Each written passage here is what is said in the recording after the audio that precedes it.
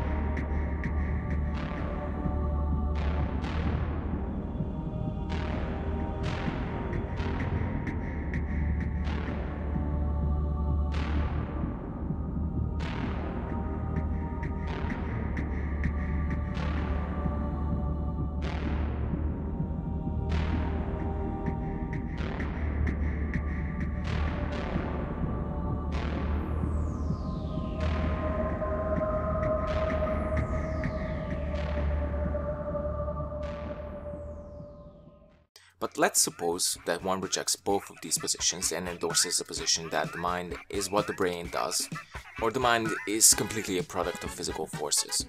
There have been several models of the mind published in such journals as the Proceedings of the Royal Society of Biological Sciences, arguing that free will is a biological physical trait. Thus, endorsing that the mind is completely a product of physical forces is not an escape route for free will deniers. The major scholars behind such models are Björn Brems from the University of Berlin and Robert Doyle from Harvard. First, the authors of the research point out that the argument used by many free will deniers is a false dichotomy.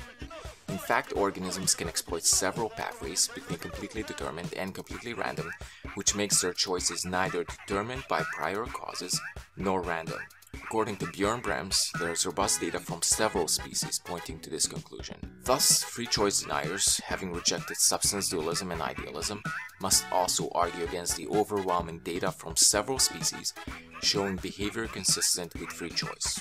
By the way, this data showing behavior consistent with free choice could be consistent with the idea that the mind is completely physical, or it could also be consistent with substance dualism and idealism.